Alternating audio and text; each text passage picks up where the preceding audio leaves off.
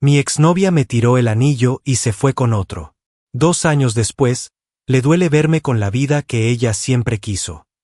Tengo 29 años y conocí a mi exnovia, Alma, que ahora tiene 26, de una manera que parece sacada de una comedia. Eran las 2 de la mañana y yo estaba en la Biblioteca Nacional de España con la mirada perdida después de pasar 12 horas seguidas programando. Fue cuando una chica con el cabello oliendo a jazmín y un café con leche en la mano tropezó y derramó todo el latte en mi laptop. Cualquier otra persona habría explotado, pero yo solo dije, bueno, al menos ahora mi código tiene sabor a café. En lugar de huir, ella se rió, y así empezó todo. 030. Estuvimos juntos 4 años, los últimos 8 meses como prometidos. Le propuse matrimonio con un anillo para el que ahorré durante 6 meses. Ella aceptó, lloró de felicidad y publicó fotos en redes sociales con leyendas diciendo que era para siempre. Solía ir a mi piso en el barrio de Triana, un lugar pequeño de unos 60 metros cuadrados. El edificio tenía personalidad, que es una forma amable de decir que todo era viejo y estaba roto, y al dueño no le importaba. Pero a Alma parecía encantarle.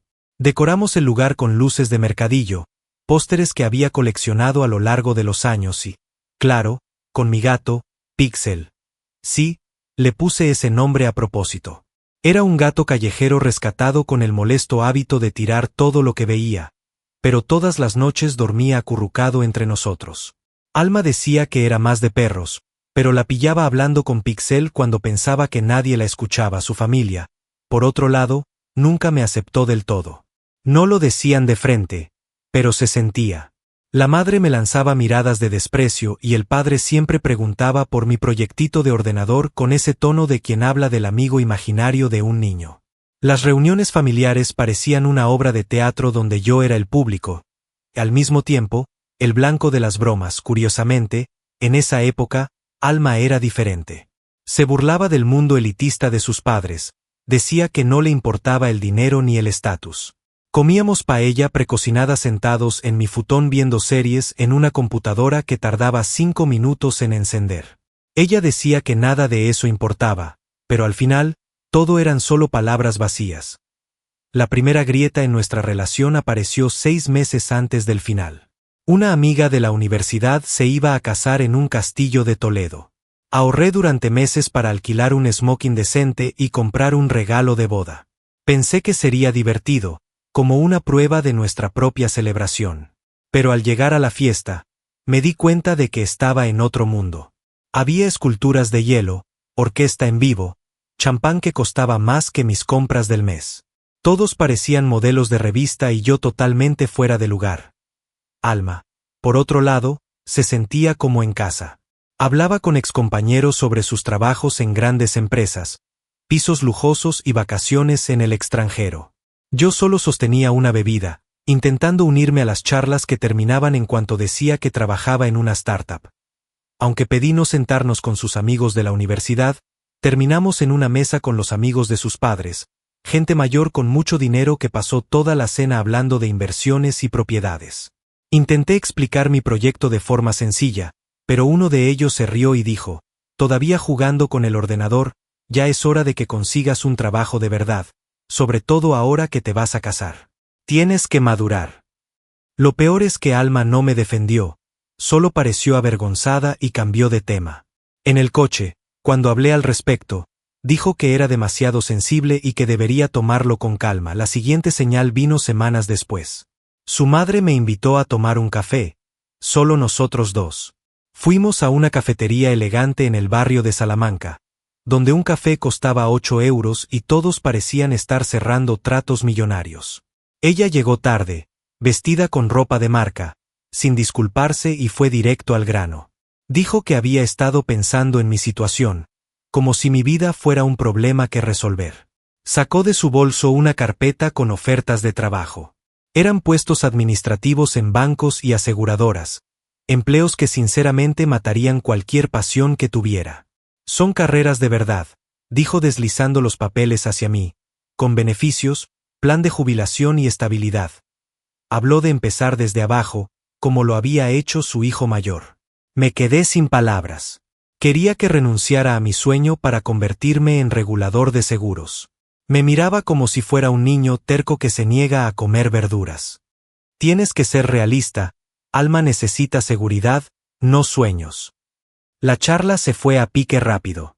Frases como cuando madures y ella necesita un proveedor, no un soñador me hicieron sentir como basura. Lo peor es que cuando le conté todo a Alma, no se enojó ni se sorprendió, solo dijo, lo hace por tu bien. ¿No podrías al menos ver esas ofertas como plan B? En ese momento, supe que todo estaba contaminado. El principio del fin fue en una cena que ella describió como algo informal, solo con la familia. Me pidió que llevara un blazer.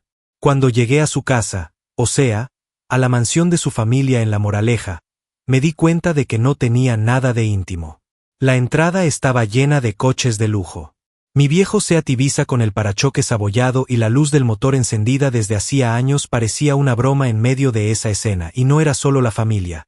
El padre de Alma había invitado a socios y a sus hijos, tipos que parecían salidos de un comercial de LinkedIn, educados en las mejores universidades con pasantías en grandes empresas.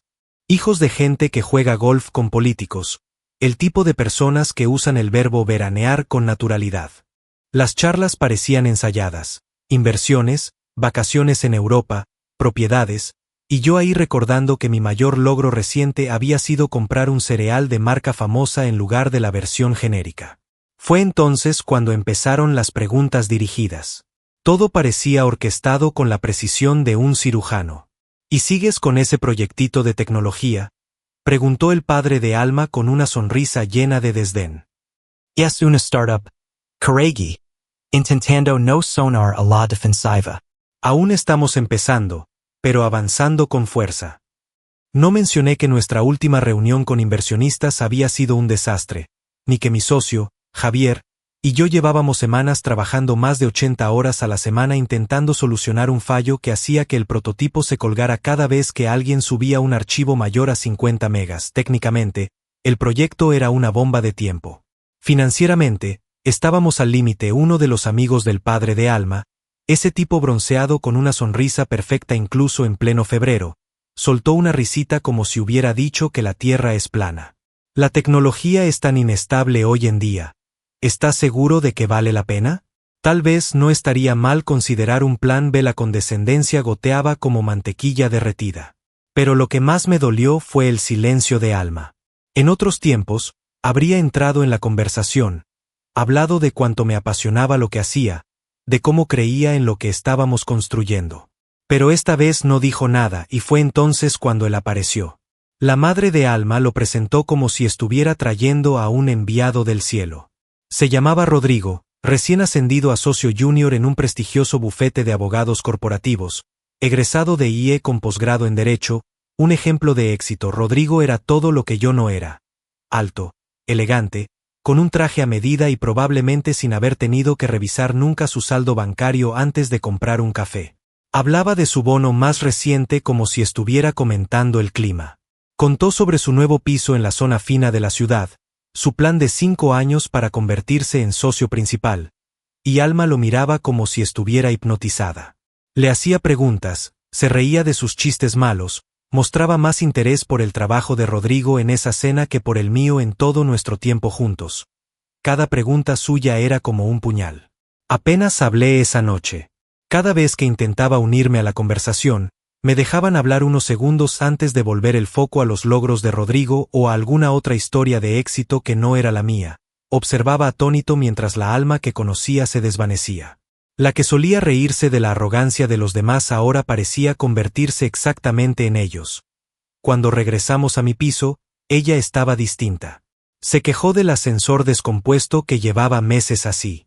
Hizo una mueca cuando Pixel saltó a la cama, aunque era el mismo gato que antes decía adorar. Comentó que el baño era pequeño, como si lo viera por primera vez. En ese instante, supe que algo se había roto, solo no sabía que tan rápido se haría oficial. Una semana después, apareció en mi puerta después del trabajo. Todavía traía ropa de oficina. Se sentó en la mesita de IKEA donde habíamos compartido tantas noches, cenas improvisadas, juegos con amigos, charlas sobre el futuro. Tenemos que hablar. De inmediato, supe a dónde iba esto. He estado pensando mucho en nosotros, en lo que quiero, en lo que necesito. Ya sabía hacia dónde iba, pero la dejé hablar. Te amo, pero necesito estabilidad. No puedo seguir esperando a que te estabilices. Mi familia me hizo ver que necesito a alguien que ya esté en ese punto, alguien que pueda ofrecerme la vida que merezco. Alguien como Rodrigo. Fui directo. Ella ni siquiera fingió sorpresa. Sí, alguien como él. Y entonces, por fin, dejó de fingir. Intenté adaptarme, dijo mirando alrededor con desprecio mi piso, como si cada rincón fuera prueba de mi fracaso. De verdad lo intenté, pero no puedo seguir fingiendo que esta es la vida que quiero vivir en un edificio que se cae a pedazos, preocupada por el dinero, salir con alguien que ni siquiera puede llevarme a cenar a un lugar decente. La misma persona que decía amar nuestras noches simples, que juraba que lo material no importaba. Tienes 29 años y sigues jugando con el ordenador como si tuvieras 19. Rodrigo me lleva a restaurantes donde los camareros saben su nombre. No necesita ahorrar meses para comprar un anillo decente. Esa frase fue como un golpe. Había trabajado turnos dobles durante 6 meses para comprar ese anillo. No era lujoso, pero era verdadero y estaba orgulloso de él. Entonces, ¿eso pensabas de mí todo este tiempo? 4 años juntos, y apenas ahora lo dices. ¿Alma? ¿Por qué perdiste tanto tiempo entonces? Respiró hondo, como si estuviera cansada de mí. Te di 4 años para cambiar, para convertirte en alguien que valiera la pena, pero sigues siendo el mismo soñador sin un euro que conocí en la universidad, solo que ahora más viejo, y eso es patético. La discusión se calentó, la tensión explotó hasta que ella hizo algo que nunca olvidaré. Se arrancó el anillo del dedo y me lo arrojó. Pegó en mi pecho y cayó al suelo. Toma tu anillo barato, dijo con desprecio. Rodrigo ya está hablando de darme uno de verdad, de Tiffany's, no esta porquería de rebaja. Miré el anillo en el suelo, el mismo que ella recibió llorando de felicidad, el mismo que simbolizaba todo lo que soñaba construir con ella. ¿Sabes qué es patético, Alma? Fingir que amas a alguien mientras en el fondo solo esperas que se transforme en otra persona. Fingir que no te importan las cosas superficiales cuando ni siquiera puedes admitir quién eres realmente desde el principio. Ella se puso roja de coraje. Al menos no desperdicio mi vida persiguiendo sueños imposibles. Tienes razón. Recogí el anillo del suelo. No desperdicies tu vida. Estás desperdiciando la mía. Ella se levantó, tomó su bolso y antes de salir lanzó el último golpe. Rodrigo pasa por mí a las 8. Quería que supiera que iba directo de terminar nuestro compromiso a salir con su mejor opción. Qué bueno por ustedes, dije abriendo la puerta. Les deseo toda la felicidad del mundo. 2 días después, ella ya estaba oficialmente con Rodrigo en Instagram. Ahí estaban, en un resort de lujo en Ibiza, con ropa combinada, él con el brazo en su cintura, ella sonriendo como si todo estuviera exactamente donde debía estar. En la leyenda de la foto, encontré mi para siempre. Mientras tanto, yo todavía dormía del lado de la cama que solíamos compartir, todavía encontraba gomas de su pelo en los rincones más random. La mitad de sus cosas seguían en mi piso porque ni tiempo tuvo de recogerlas, y el anillo estaba en la mesilla, recordándome todos los días lo ingenuo que fui al creer en un para siempre. Quisiera decir que canalicé todo ese dolor en éxito, que creé una empresa millonaria y di la vuelta por encima con garra y enfoque, pero eso solo pasa en las películas. En la vida real, todo es más sucio, más desordenado. Me derrumbé. Nuestra startup quebró un mes después de la ruptura. Los inversionistas se retiraron después de que nuestro prototipo falló miserablemente durante la presentación que debía ser nuestro gran lanzamiento. La app se colgó 3 veces en los primeros 5 minutos, y cuando por fin funcionó, estaba tan lenta que el público comenzó a checar sus móviles aburrido. 2 semanas después, Javier, mi socio y cofundador, aceptó un puesto en Google. No lo culpo. Tenía deudas estudiantiles que pagar y una novia que, a diferencia de la mía, apoyaba su carrera. Me quedé solo, sin empresa, sin dinero, con un alquiler que ya no podía pagar y viendo mis últimos euros evaporarse más rápido que comida gratis en un evento universitario. Tuve que devolver el piso. Fue mi amigo Carlos quien me salvó. Nos conocimos en el primer año de la universidad. Él nunca entendió bien qué veía en Alma, pero siempre me apoyó. Su piso era aún más pequeño que el mío, un estudio donde la sala también era oficina. Pero sin que yo pidiera, vació la mitad de su armario y me ofreció el cuartito de invitados para mí y para Pixel. Recuerdo su cara cuando llegué con toda mi vida en bolsas de basura. ¿De verdad te dijo que el anillo era barato?, dijo con una mezcla de indignación y lástima. La verdad es que ese anillo me costó más que su coche. Bueno, su coche era casi chatarra, pero aún así. Ese fue su modo de mostrar apoyo, un amigo de verdad. Mientras tanto, la nueva vida de cuento de hadas de Alma se extendía por las redes sociales como una vitrina perfecta. Vacaciones en lugares que solo conocía por películas, cenas en restaurantes donde ni siquiera ponen el precio en el menú. Cada publicación parecía un mensaje directo: esto es lo que merezco, algo que tú nunca podrías darme. Pero el golpe más bajo vino cuando me encontré a Alma y Rodrigo por casualidad. Fue en una cafetería en el centro de Madrid. Yo estaba recogiendo un pedido para Globo. Sí, esa era la diferencia entre nuestras vidas en ese momento. El aire acondicionado de mi coche llevaba 3 meses descompuesto, con las ventanas abiertas, el calor de casi 35 grados. Sudaba bajo la poca ropa limpia que me quedaba. Llevaba más de 10 horas en la calle y aún faltaban varios pedidos para cumplir la meta del día, y ahí estaban ellos, sentados afuera de la cafetería como si hubieran salido de un catálogo de vida perfecta. Alma tenía un corte de cabello nuevo, de esos que parecen desenfadados pero sabes que cuestan una fortuna, y horas en el salón. Rodrigo usaba gafas de sol que probablemente valían más que toda mi ropa junta. Reían, se tomaban de las manos, parecían una pareja de comercial. Rodrigo me vio primero. «Mira quién sigue repartiendo comida», dijo en voz alta con una sonrisa venenosa, lo bastante fuerte para que todos oyeran. Eso no fue casualidad, se estaba divirtiendo humillándome. Alma levantó la mirada y me vio ahí parado con mi camiseta arrugada de Globo y una bolsa de comida que irónicamente costaba más que lo que había gastado en toda la semana.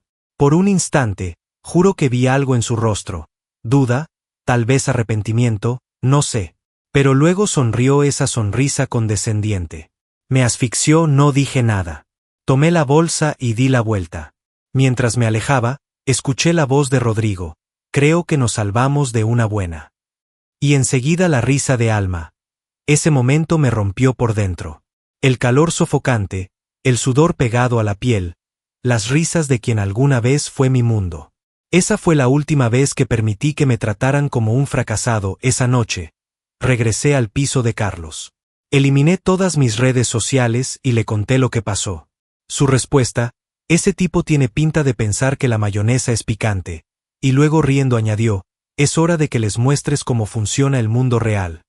Ahí comenzó mi transformación. Corté todo lo que me jalaba hacia abajo: redes sociales, distracciones, autocompasión y gente tóxica. Entré en modo reconstrucción total, como si mi vida dependiera de ello. Dormir se volvió un lujo, 4 horas por noche, si acaso. Durante el día, hacía entregas. Por las noches, trabajaba reponiendo inventario en un supermercado.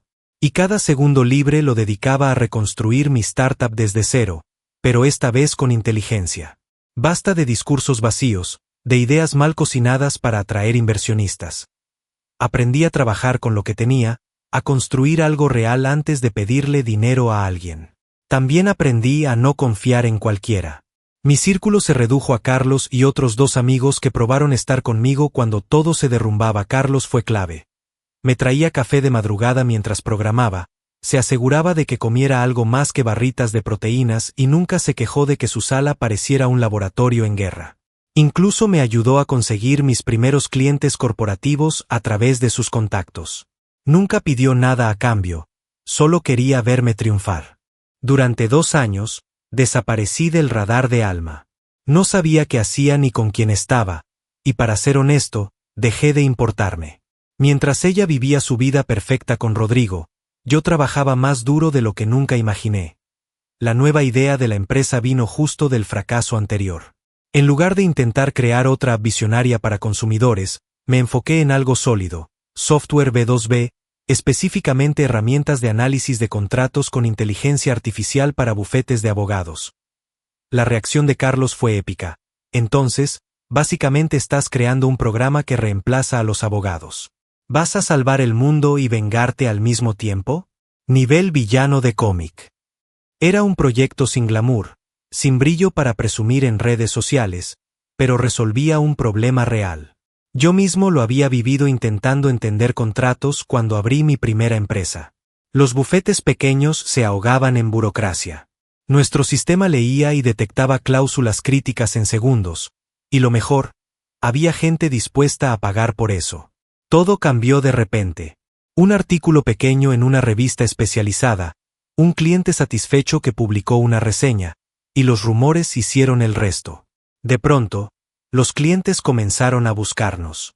Mi equipo era extraordinario, gente comprometida que creía tanto en la visión como yo.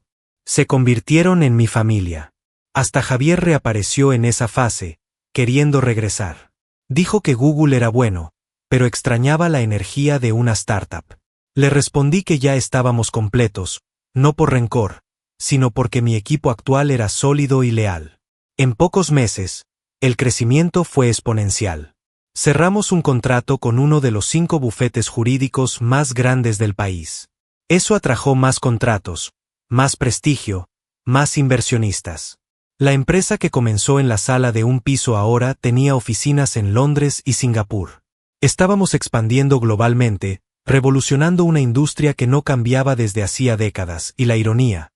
La mayor transformación que causamos fue justo en el área del derecho corporativo, el sector donde trabajaba Rodrigo. Nuestras herramientas estaban automatizando las tareas de los abogados junior, exactamente las que impulsaron su carrera. Cuando me di cuenta de esto, Carlos casi se ahogó con el café de tanto reír. ¿Me estás diciendo que tu empresa está quitándoles el trabajo a los abogados de élite como ese payaso? Y él ni siquiera lo sabe. La primera vez que volví a ver a Alma fue en una conferencia del sector. Pero no como espectador, esta vez yo era el orador principal. Un año antes, ni siquiera habría podido pagar la entrada. Ahora estaba en el escenario principal, hablando sobre cómo la inteligencia artificial estaba transformando el sector jurídico frente a una audiencia llena de inversionistas y ejecutivos de alto nivel. 2037, después de la presentación, mientras saludaba a personas interesadas en hacer negocios, reconocí a los padres de Alma al otro lado del salón. Sus rostros lo decían todo. La madre de Alma se quedó congelada con la copa de champán en el aire y el padre, el mismo que se burló de mi proyecto en una de esas cenas, solo hizo un leve asentimiento con la cabeza, lento, cargado de respeto. Y entonces la vi. Alma estaba de pie, inmóvil, mirándome como si hubiera visto un fantasma. Seguía siendo guapa, así, pero ya no transmitía esa confianza ensayada de las redes sociales. Había algo en ella que se había apagado. No cruzamos palabra, ni siquiera intentamos acercarnos, pero vi con claridad el momento exacto en que ella se dio cuenta de quién era yo ahora. El hombre que ella dejó por considerarlo un fracasado, ahora era más exitoso que cualquiera en su círculo social. Recuerdo el mensaje que le envié a Carlos después. Tenía cara de quien acaba de darse cuenta de que perdió la oportunidad de su vida. Dime que sí, por favor. A partir de esa noche, todo empezó a moverse rápido.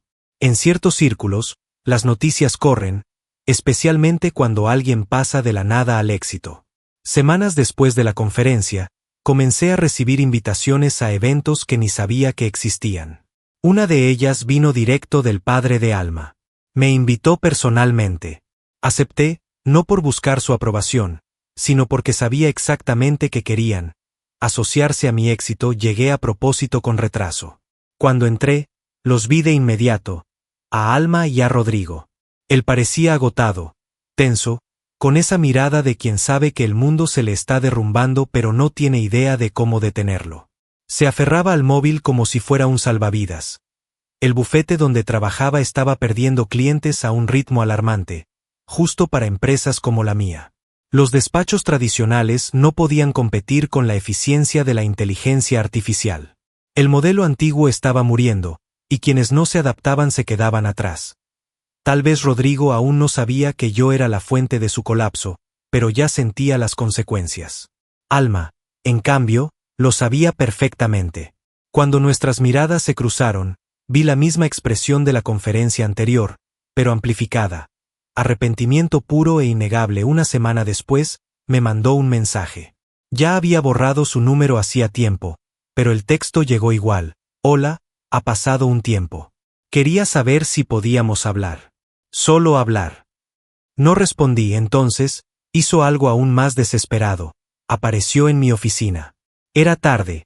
El equipo ya se había ido. Estaba terminando de responder unos correos cuando el de seguridad me llamó diciendo que una mujer pedía verme. No necesitó describirla. Estuve entre decirle que la escoltaran fuera o dejarla subir. Decidí dejarla subir. Ese era el momento para el que, sin saberlo, me había estado preparando desde el día en que se fue. Entró con pasos inseguros, observando el mobiliario moderno, los premios en las paredes, todo muy distinto al piso pequeño que alguna vez compartimos. La seguridad que solía exudar había desaparecido. En su lugar, había una tensión nerviosa que nunca le había visto. Hola, dijo con una sonrisa triste, ha pasado tiempo. Me recosté en la silla, crucé los brazos y no respondí. Solo observé mientras ella se movía incómoda frente a mi escritorio. Respiro hondo. Me equivoqué en todo. Escuché a mi familia y destruí lo que teníamos. Mordió su labio, esperando mi reacción. ¿Tú extrañas? ¿Extrañas lo que éramos? Asentí levemente con la cabeza, como si lo estuviera considerando, y luego pregunté, ¿me extrañas a mí o extrañas lo que soy ahora? Ella asintió con una chispa de esperanza en los ojos. Sé que te lastimé, pero tal vez podríamos intentarlo de nuevo. Me quedé en silencio unos segundos, y luego solté una risa, no sarcástica ni amarga, solo fue gracioso. Empezar de nuevo. Nuestra relación terminó el día en que decidiste que ellos valían más que yo.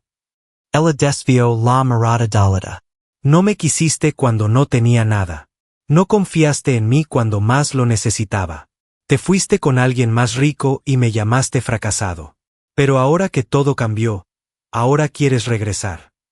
Cada palabra parecía golpearla como un puñetazo. Me levanté lentamente, abandonando mi saco con calma. Alma, ya no pienso en ti. No te extraño y te aseguro, no te necesito. En ese preciso momento, la puerta de mi oficina se abrió. Era Clara, mi novia, una diseñadora de producto brillante que conocí en una conferencia cuando mi empresa aún funcionaba en el piso de Carlos. Una mujer inteligente, fuerte, hermosa y completamente opuesta a la imagen superficial de Alma. Alma se puso pálida. Me giré hacia Clara y le sonreí con cariño. Luego volví a mirar a Alma. Encontré a alguien que está a mi nivel. Resulta que no eras tú. Acompañé a Alma hasta el ascensor y observé cómo las puertas se cerraban. No sentí euforia ni venganza, solo paz. La tranquilidad de haber cerrado un capítulo que ya debía haber terminado hace años. Pero eso no fue el final, solo fue el primer movimiento de una partida mucho más grande. Algunas semanas después, comenzaron a circular los rumores. El bufete de Rodrigo estaba al borde del colapso. Nuestro sistema basado en inteligencia artificial estaba reemplazando los servicios jurídicos tradicionales a una velocidad aterradora. Éramos más rápidos, más baratos y más eficientes. Hacíamos en minutos lo que ellos cobraban por horas.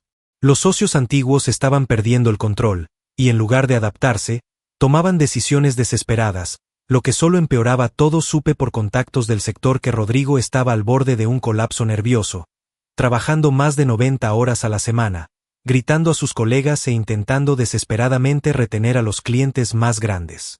Como siempre, Carlos tuvo la frase perfecta. Entonces, el tipo que se burlaba de ti por jugar con ordenadores ahora está siendo destruido por ellas. Poético. Los inversionistas comenzaron a abandonar el barco. Llamaban al bufete de Rodrigo un dinosaurio incapaz de sobrevivir en el mercado moderno. Y lo mejor, él aún no sabía que yo era el responsable de todo ese derrumbe. Mientras Rodrigo se desmoronaba, los padres de Alma entraron en modo control de daños. Los mismos que me trataron por años como un fracasado indigno de su hija ahora intentaban retomar el contacto. La madre enviaba correos amables felicitándome por mis logros increíbles. El padre hablaba de mí en entrevistas llamándome uno de los emprendedores más prometedores de la década. Empezaron a invitarme a eventos disfrazados de networking. No respondí nada hasta que el padre de Alma me llamó personalmente. Contesté por pura curiosidad. Su tono era cálido, casi paternal. Hijo, deberíamos hablar de negocios, asociaciones, dejar el pasado atrás, ¿sabes? Lo dejé hablar de sinergia, colaboración, un futuro en común, pero ya sabía a dónde quería llegar. Mira, sé que Alma cometió un error, todos lo sabemos, pero no ha estado pasando por un buen momento. Tal vez si ustedes dos, solo. Colgué antes de que terminara la frase. No había arrepentimiento ni una disculpa, solo un juego sucio para intentar salvar las apariencias. Esa fue la última vez que contesté cualquier llamada de ellos, pero lo mejor aún estaba por venir. El momento en que Rodrigo finalmente entendió quién estaba detrás de su caída fue impecable. Participé en otra conferencia, esta vez como panelista. El tema era el futuro de la inteligencia artificial en el sector jurídico. En medio de la charla, el CEO de un gran bufete elogió públicamente a mi empresa. Estos chicos están revolucionando el mercado, hasta los bufetes tradicionales tienen dificultades para seguirles el paso. La cámara giró hacia el público, y ahí estaba Rodrigo, rostro pálido, ojos abiertos de par en par y una expresión de puro shock y reconocimiento. En ese instante, entendió que no era solo el exnovio fracasado de su ex, era el hombre que estaba desmantelando su carrera pieza por pieza. Esa misma noche tuvo un colapso. Recibí un mensaje de un conocido en común. Amigo, Rodrigo enloqueció en una reunión de socios. Tienes que escuchar esto. Durante una sesión estratégica, uno de los socios mencionó a mi empresa como el mayor ejemplo de competencia a superar. Rodrigo perdió el control, gritó que yo era solo un afortunado, un farsante, que mi empresa iba a quebrar, que el derecho tradicional siempre prevalecería. El problema es que nadie ahí lo creía ya. Todos lo miraron como si hubiera perdido la cordura. Fue ahí cuando se dieron cuenta. Él ya no era el futuro. Ese lugar ahora era mío, pero aún había una última jugada. Meses después, mi empresa estaba a punto de cerrar su adquisición más audaz. Un bufete jurídico más pequeño pero de gran peso, competidor directo del despacho de Rodrigo. No era solo una transacción comercial, era un jaque mate. Después del cierre, comenzamos a captar a los mayores clientes del bufete de Rodrigo. En menos de 6 meses, su despacho tuvo que fusionarse con una empresa más grande para no desaparecer. Rodrigo pasó de socio junior a empleado común, probablemente haciendo el mismo trabajo básico del que tanto se jactaba de haber escapado años atrás. El niño prodigio, el tipo que lo tenía todo servido en bandeja, ahora era solo uno más intentando sobrevivir en una industria donde ya no había lugar para él. Pero la historia aún no había terminado. 3 semanas después de la fusión oficial de su despacho, Alma apareció de nuevo en mi empresa. Pero esta vez era otra persona. No era la mujer confiada y radiante que alguna vez conocí. Lo que vi frente a mí fue el retrato de la pura desesperación. Era un viernes por la tarde, cerca de las 7 de la noche. La mayoría del equipo ya se había ido a disfrutar el fin de semana, pero yo me quedé revisando unos contratos. Fue cuando recibí una llamada del de seguridad. Sanaba Inseguro. Señor, hay una mujer aquí, está un poco alterada. Dice que necesita hablar con usted urgentemente. Que suba, respondí. Ya imaginaba quién era. Cuando las puertas del ascensor se abrieron, casi no la reconocí. Ya no era la mujer elegante y arreglada de antes. El cabello desarreglado, el maquillaje corrido como si hubiera llorado, vaqueros y un suéter arrugado. Nunca la había visto tan descuidada, ni siquiera en nuestros tiempos más simples. Gracias a Dios que estás aquí, dijo entrando sin siquiera pedir permiso. Te llamé, te escribí, ¿por qué no me contestas? Seguí sentado, tranquilo. ¿Por qué? No tenemos nada más de qué hablar, Alma. Sí, tenemos, gritó casi con desesperación. Termin con Rodrigo. Se acabó. Él perdió todo y me echó la culpa. Dijo que todo fue por haberte dejado, que yo arruiné nuestras vidas. Ella caminaba de un lado a otro de la oficina, nerviosa. Qué bueno por ti, respondí con frialdad. Ella se detuvo y me miró. No lo entiendes. Ahora estoy libre. Podemos empezar de nuevo. 32 horas y 4 minutos, estuve a punto de reír. ¿Empezar de nuevo? Cometí un error, el más grande de mi vida. Nunca debí dejarte. Tenías razón todo el tiempo. Mi familia, Rodrigo y todo. Pero estoy aquí ahora y te elijo a ti. Se acercó a mi escritorio con los ojos llenos de lágrimas. Sé que todavía me amas. Lo que teníamos era real. El amor verdadero no desaparece. Me levanto con calma. Tienes razón, el amor verdadero no desaparece. Pero lo que teníamos no era eso. Su rostro se derrumbó. Eso no es verdad. Me dejaste en cuanto apareció algo mejor. Eso no es amor, es conveniencia. Me cambiaste por alguien con más dinero. Me llamaste fracasado. Eso no es amor, Alma. Ella comenzó a llorar descontroladamente. Por favor, te lo suplico, no me queda nada más. Ni mis padres hablan conmigo, solo me quedas tú. No eres nada mío, respondí sin emoción. Además, estoy con otra persona. Tienes que seguir adelante. Ella agarró mi brazo como si fuera su última tabla de salvación. Me equivoqué con lo del anillo, era hermoso. Solo tenía miedo. Aparté su mano con firmeza. No. Pero ella insistía. Cambio. Hago lo que sea. Trabajo donde sea necesario. Solo dame otra oportunidad. Te amo. Siempre te he amado. No, Alma. Vite. No lo entiendes. Fue solo un error. Solo uno. No puedes castigarme para siempre. Tomé el teléfono y llamé a seguridad. ¿Qué haces? No llames a seguridad. Intentó detenerlo, avanzó hacia el escritorio, trató de quitarme el teléfono de la mano. No te atrevas. La aparté con facilidad y terminé la llamada. Necesito que escolten a una visitante fuera de la oficina. Idiota, gritó. Te amé, te di los mejores años de mi vida. Antonio, el de seguridad, llegó casi de inmediato.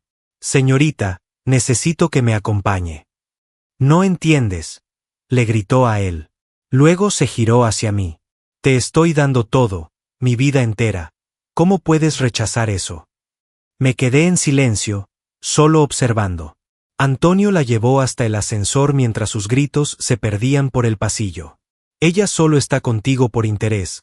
Cuando lo descubras será demasiado tarde, y entonces recordarás que yo sí te amé. Fue lo último que dijo antes de que las puertas se cerraran. Me quedé ahí de pie, mirando la pantalla en blanco de la computadora. No sentía enojo ni tristeza, solo una calma firme, la certeza de que un capítulo largo y agotador por fin se había cerrado. Tomé el móvil y le mandé un mensaje a Carlos. Alma apareció en la oficina. Tuvo un colapso.